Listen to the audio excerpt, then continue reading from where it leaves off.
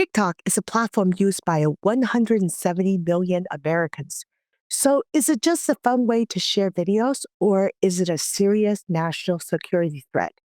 With the Supreme Court set to hear the case on January 10th, this issue is front and center like never before. Let's explore what's at stake for TikTok's future. Hi, everyone. Welcome back to China in the News, conversation with Professor Doug Guthrie. Today, we're diving into one of the most talked about topics in the US China relation, TikTok and its parent company, ByteDance. Doug, I know you've been following this closely, and you even wrote an amicus brief with your thoughts over the holidays. Can you help us break down what's going on and how did TikTok become such an issue in this debate?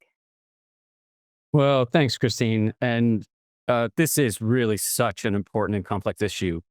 As somebody who's studied economic development in China and economic development around the world for my whole career, I've thought a lot about global capitalism. So my main argument is rooted in what I call responsible global capitalism.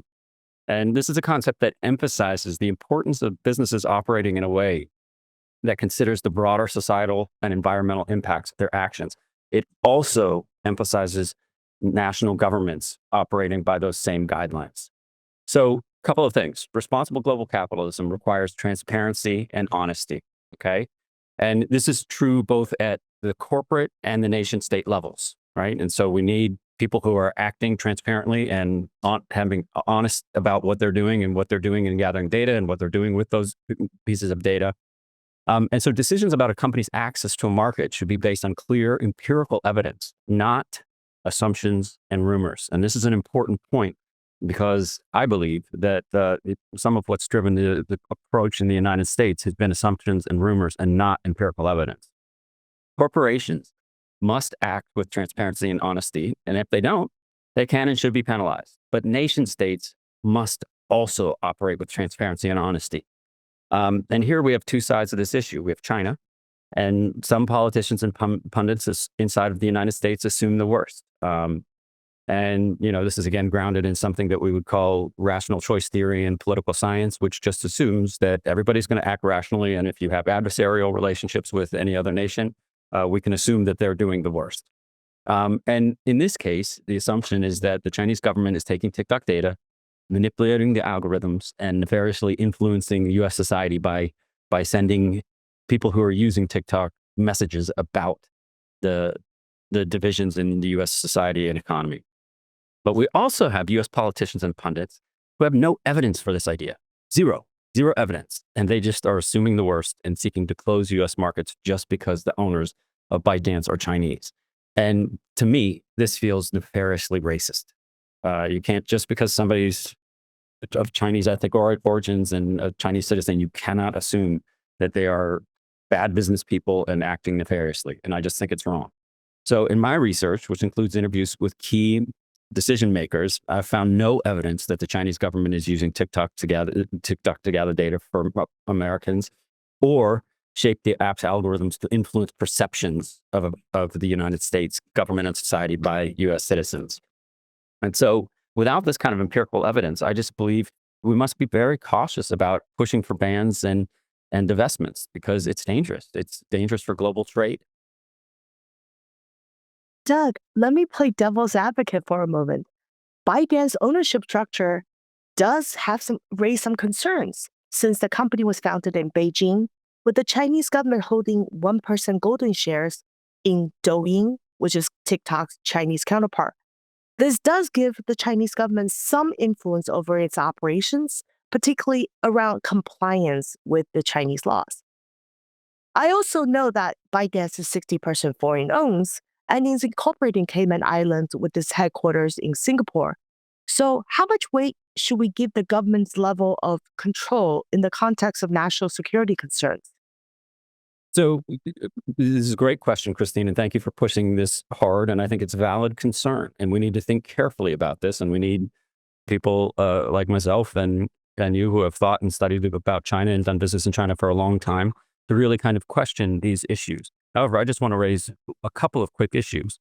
First, as you noted, The Chinese government holds a 1% golden share in Douyin, which is TikTok's Chinese counterpart. However, it should be very clear that this, again, was an organizational structure that was specifically established by ByteDance to avoid any kinds of assumptions like those that are being made. So note that you said Douyin, TikTok's Chinese counterpart. TikTok doesn't exist in China. TikTok operates outside of China. Its counterpart is a separate company called Douyin. And yes, the Chinese government owns 1% in the golden share conditions of how these things often play out for Chinese companies. But ByteDance ownership made it very, very clear that TikTok is separate from this, right?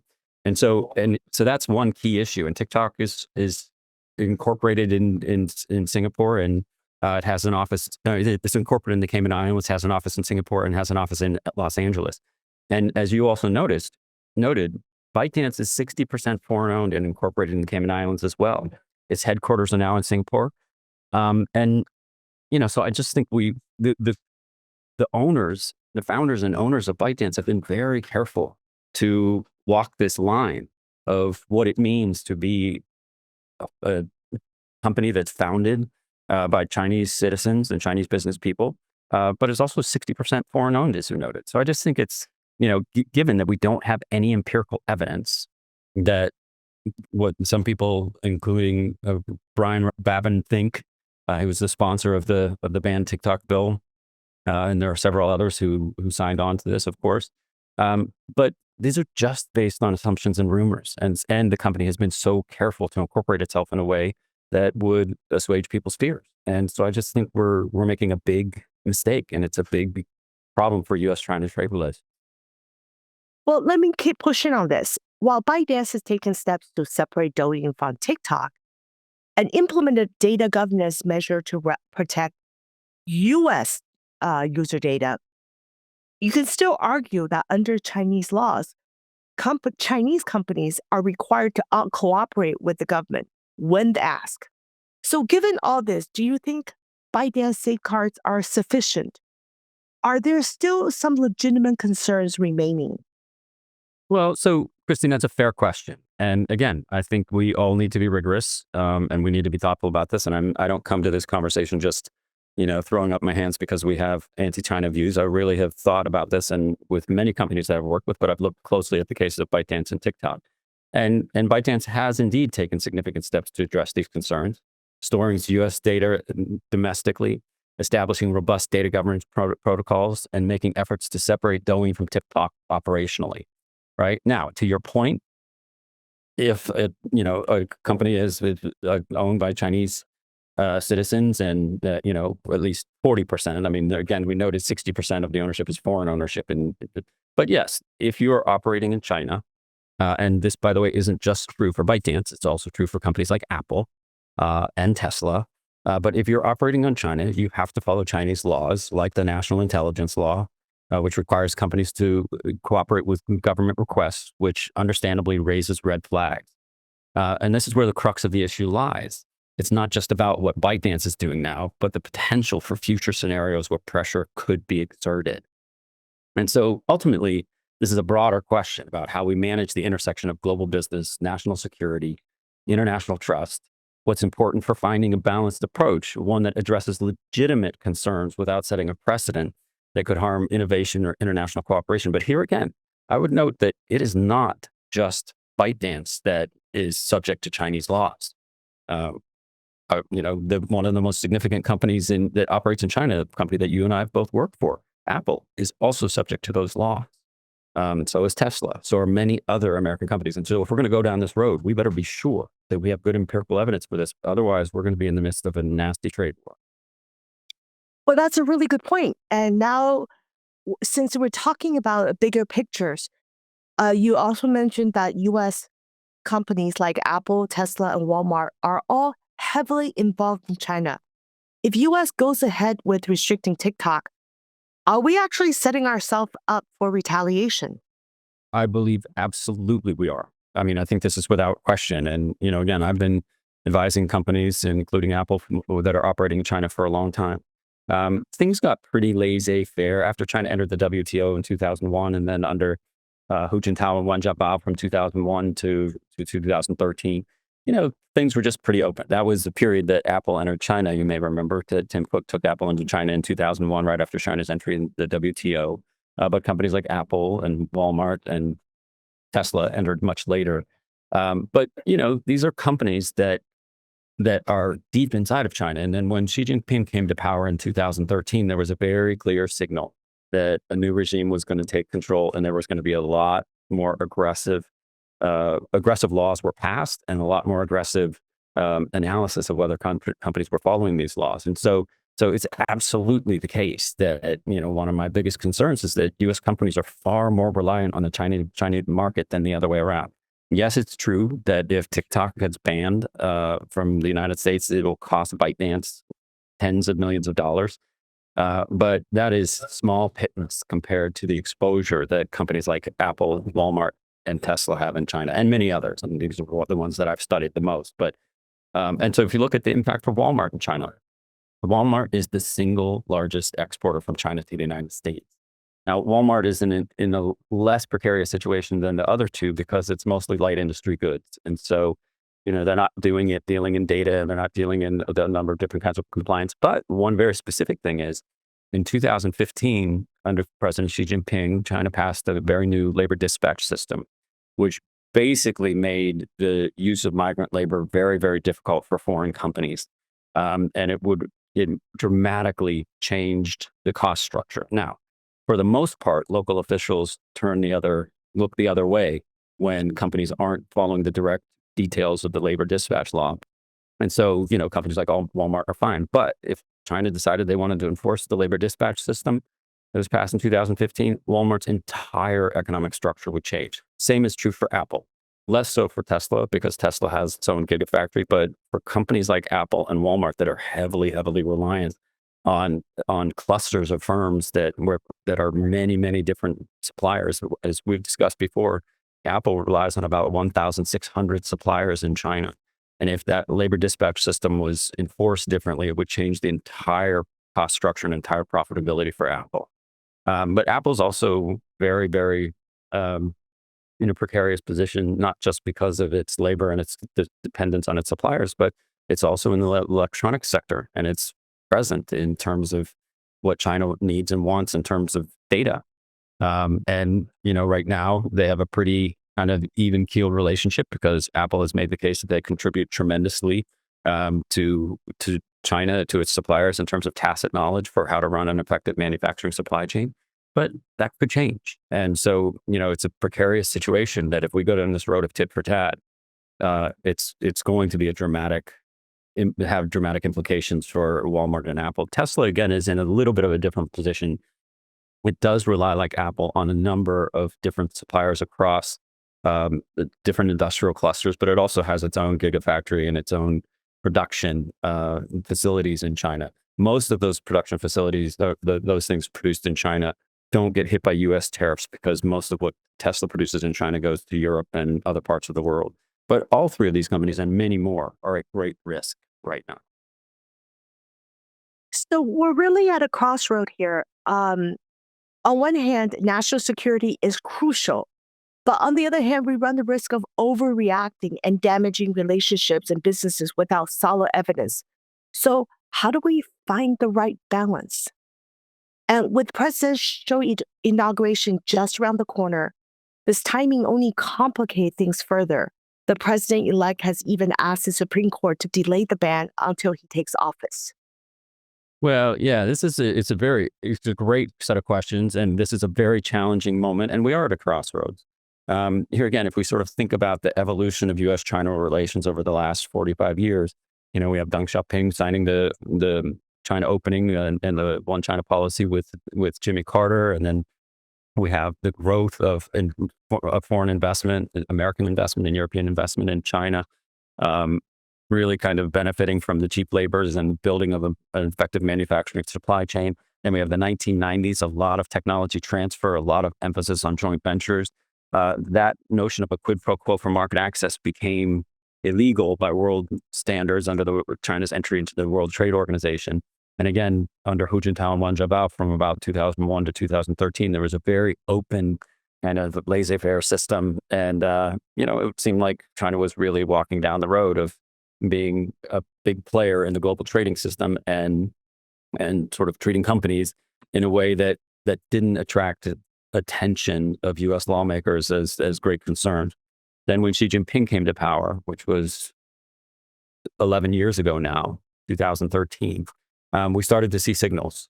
We started to see signals that this is not going to be the way that things are going to operate anymore. If even though it was illegal for China to have a quid pro quo for market access in terms of joint venture laws, they could make the lives of these companies very, very difficult. And, when I was working with Apple in China, it was very clear, 2014, 2015, 2016, that was the signal that was being sent out.